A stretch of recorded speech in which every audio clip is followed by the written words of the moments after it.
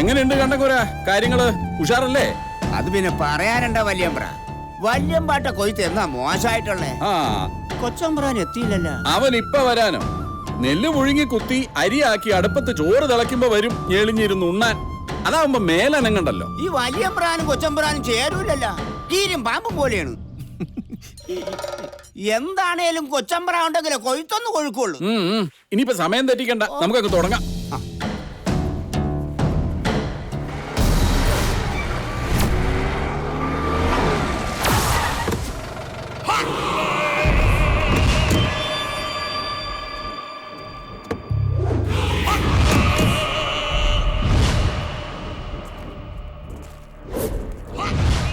രാഘവന്നാരെ, കൊയ്ത്തിനിറങ്ങാൻ വരട്ടെ.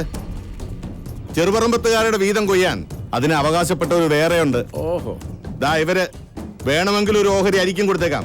ഒന്നുമില്ലെങ്കിൽ രക്തബന്ധമായി പോയല്ലോ. ഇത് ഇവരുടെ അവകാശമാ. ഇവരുടെ അവകാശം? എന്തവകാശം? ഇത്രയും കാലം കൊയ്യിച്ചത് രാഘവൻ നായരാണെങ്കിൽ ഇനി അത് തന്നെ നടക്കും. ഈ പാടത്തെ വിത്തിറക്കിയത് ഞാനാ. അത് കൊയ്യിക്കാനും എനിക്കറിയാം. ഇത്രയും കാലം വിത്തിറക്കേണ്ട കഥയൊന്നും താൻ പറയണ്ട. ഹരിയുടെ തണ്ട, അതായത് എന്റെ അനിയൻ, വെളിവില്ലാതെ മരണക്കിടക്കെ കിടന്നപ്പോ തനിക്കെഴുതി തന്ന പവർ ഓഫ് അറ്റോർണിയുടെ ഒറ്റ ബലത്തിലാ ഈ കാണുന്ന മുതലൊക്കെ ഇത്രയും നാളും പിടുങ്ങി വെച്ച് അനുഭവിച്ചത്. ഇനി മതി, കാലം മാറിപ്പോയി രാഘവൻ നായരെ. പിള്ളേരൊക്കെ ഒരുപാടങ്ങ് വളർന്നു. ദാ കണ്ടോ, യുവമാരും മതം പൊട്ടിയാ നിക്കണേ. ആണോ? എന്റെ ഗോവിന്ദൻ മാമേ, ഈ മതം പൊട്ടി നിക്കണ ആനയും കൊണ്ടാണോ കൊയ്ത്ത് കാണാൻ വന്നേക്കണേ? അല്ലെന്നാണ് വാശാനെ. ഈ പിടിയാനയ്ക്ക് മതം പൊട്ടുവോ? അത് പിന്നെ ഈ മതം പൊട്ടാനുള്ളതാണല്ലോ. ഇത് പക്ഷെ കുരു പൊട്ടിയതാ. അച്ഛന് വേറെ പണിയൊന്നുമില്ലേ? ഇതൊക്കെ കൊരയ്ക്കുള്ളൂ, കടിക്കില്ല. അച്ഛൻ അതങ്ങോട്ട് മൂപ്പന് കൊടുക്ക, സമയം തെറ്റിക്കണ്ട.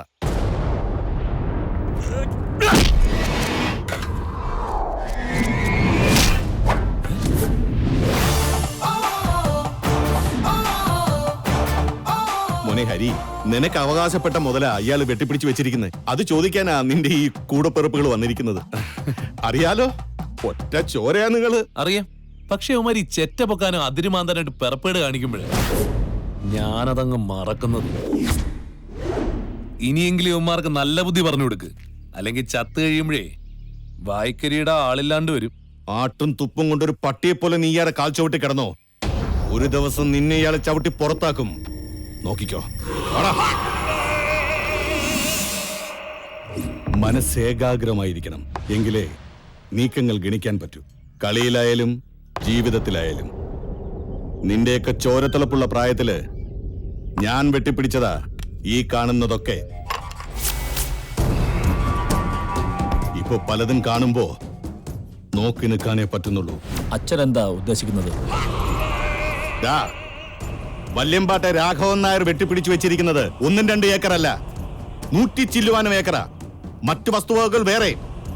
നേരെ വാ നേരെ പോന്ന് പറഞ്ഞിരുന്ന നിനക്കൊന്നും ഒരു തുണ്ട് ഭൂമി പോലും കിട്ടില്ല. ആകെ അതിന് അവകാശം ആ ഹരിക്ക് മാത്രമേ ഉള്ളൂ. ആ ഭൂമി നിനക്കൊക്കെ വീതിച്ചെടുക്കാം. അതിന് കളി ഒന്നേ ഉള്ളൂ, തീർക്കണം രണ്ടിനെയും, അമ്മാവനെയും മരുമകനെയും. എന്നിട്ട് കർമ്മം ചെയ്യേ, ആത്മശാന്തിക്ക്. അതിനുള്ള അവകാശമുണ്ട്. അനന്തരാവകാശികളല്ലേ. രക്തബന്ധമാവുമ്പോ ചിലപ്പോ കൈവിറയ്ക്കും. ഈ കൈ വിറച്ചിട്ടില്ല.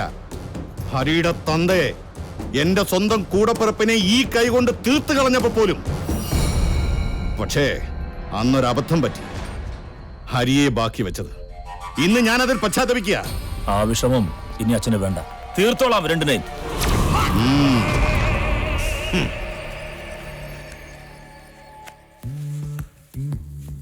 മോനെ, 1/2 കിലോ പഞ്ചസാര എടുത്തോ.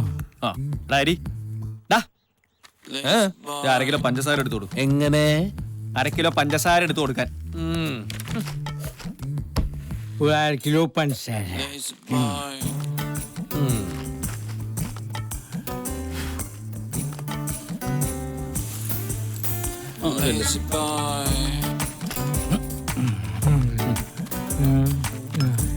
ബാക്കി 2 രൂപ.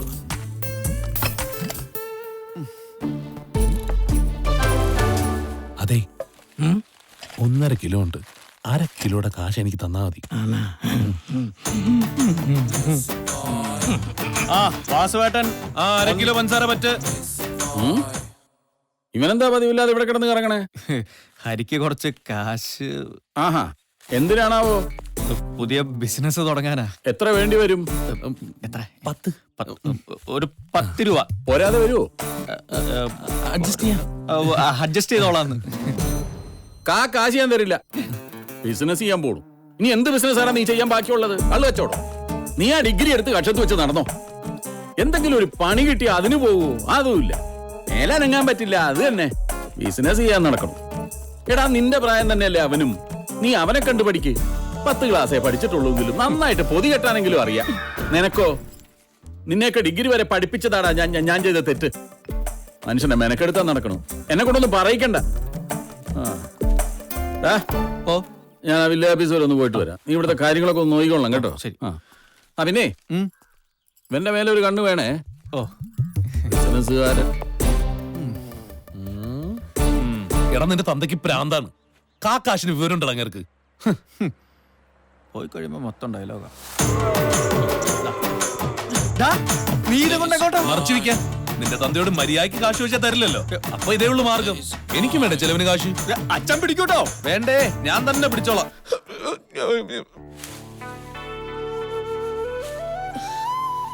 ചോരത്തിന്റെ ലക്ഷ്മി. എങ്ങനെ പോവാ? ഞാൻ ഈ സഹകരണ സംഘം വരെ ഒന്ന് പോവാ. ഒരു ലോൺ കൊടുക്കണ്ടെന്ന് കേട്ടു. ഈ മോട്ടറിന്റെ. സഹകരണ സംഘത്തിൽ നിന്നല്ലേ കൊടുക്കുന്നുണ്ട്. പക്ഷേ അത് വികലാംഗർക്കാ. ആരെങ്കിലും തല്ലി കയ്യും കാലും ഒടിച്ചാ കിട്ടും. അത് നിന്റെ അച്ഛന് വാങ്ങിച്ചു കൊടുക്കട്ടാ. പോടാ അവിടുന്ന്.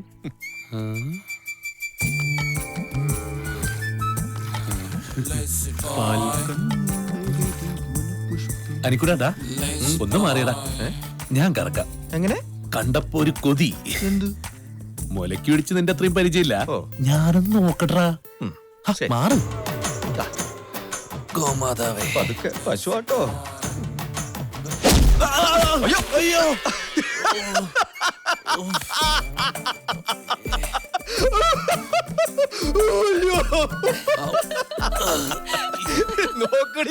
എന്തിനാ ഹരിയായിട്ട് അറിയാത്ത പണിക്ക് പോയത്? കറന്നു വെച്ച പാലും പോയി. ഇനി അച്ഛൻ്റെ കയ്യിൽ നിന്ന് നല്ലത് കിട്ടും. നോക്കിക്കോ. ആർക്കായാലും ഒരു മോഹം ഉണ്ടാവില്ലേടി? എന്ത്? എന്തിന്? പശുവിനെ കറക്കാനേ. ഇവിടെ കറക്കിക്കൊണ്ടിരുന്നോ? അറിഞ്ഞോ, നാളെ എന്നെ ഒരു കൂട്ടർ കാണാൻ വരുന്നുണ്ട്. അച്ഛൻ നാണുവാശനോട് പറയുന്നത് കേട്ടതാ. വലിയ തറവാട്ടുകാരാണത്ര. നല്ല ജോലി, കാണാനും സുന്ദരം. പിന്നെന്ത് വേണം? കെട്ടടി നീ. ആ അത് തന്നെയാ നല്ലതെന്നാ എനിക്കും തോന്നുന്നത്. അല്ലെങ്കിൽ ഞാൻ ഇവിടെ കിടന്ന് മൂത്ത് നിറച്ച് പോവേള്ളൂ. ഇങ്ങോട്ട് വന്നേ. നീ എന്തിനാ വിഷമിക്കണേ? നമ്മളീ കല്യാണം കലക്കുണ്ടാ. അതല്ല, ഈ കല്യാണാലോചന. എങ്ങനെ? ഞാൻ വഴി പറഞ്ഞു വരാം. ഭയങ്കര ബുദ്ധിയില്ല എനിക്ക്. നല്ല വീട്, വെറുതെ ആലോചന മുടക്കണോടാ. എങ്ങനെ?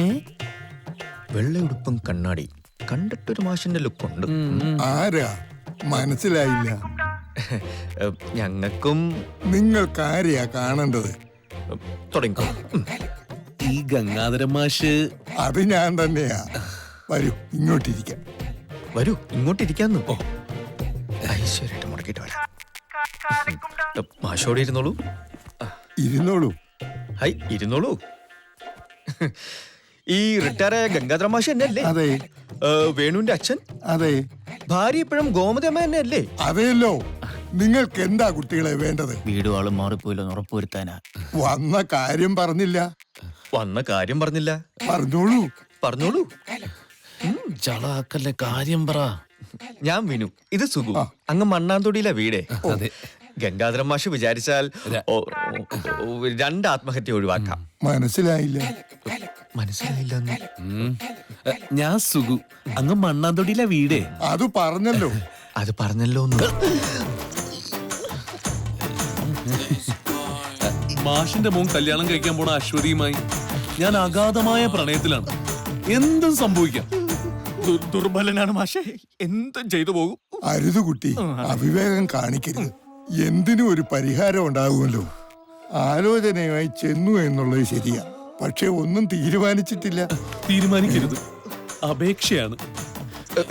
അപേക്ഷയാണ് മാഷേ, അപേക്ഷയാണ്. എന്നാ പിന്നെ ഞങ്ങളങ്ങോട്ട് വാടാ.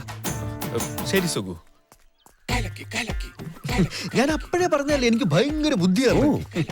ഇനി ഇതേപോലെ ബുദ്ധി വേണ്ട കാര്യങ്ങൾ നീ എന്നോട് ചോദിച്ചിട്ട് ചെയ്താൽ മതി. കൊന്നുകളയി ഞാൻ. സ്വന്തം പെങ്ങടെ കല്യാണം മുടക്കാൻ പോയേക്കണു. പെങ്ങളെ കെട്ടാൻ എന്ത് യോഗ്യതാടാ ഇവനുള്ളത്? നിന്റെ കൂടെ കളിച്ചു വളർന്നതോ?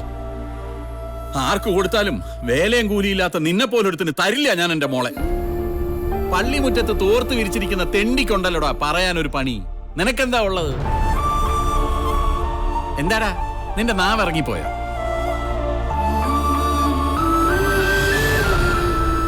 നിനക്കിനി വല്ല പൂതി മനസ്സിൽ കയറിയിട്ടുണ്ടോടി? ഉണ്ടെങ്കിൽ അങ്ങ് മറന്നേക്കണം, അതാ എല്ലാവർക്കും നല്ലത്. ഇനി ഇവന്റെ കൂട്ടും കൂടി ഇതുപോലെ വല്ല പോക്കിരിത്തരത്തിനും പോയിന്ന് ഞാൻ അറിഞ്ഞ പേട്ടി നുറുക്കിക്കളയി ഞാൻ. അവനൊന്നും പറയണ്ട, എല്ലാത്തിനും കാരണം ഞാൻ നിർബന്ധിച്ചിട്ടാവും വന്നത്. എന്തിനാണാവോ? ഇവക്ക് വേറെ കല്യാണാലോചന എന്ന് കേട്ടപ്പോ വിളിച്ചിറക്കിക്കൊണ്ട് പോവാനാ ആദ്യം തോന്നിയത്. പിന്നെ എന്താ വേണ്ടാന്ന് വെച്ചത്? വിളിച്ചിറക്കിക്കൊണ്ട് പോവായിരുന്നില്ലേ?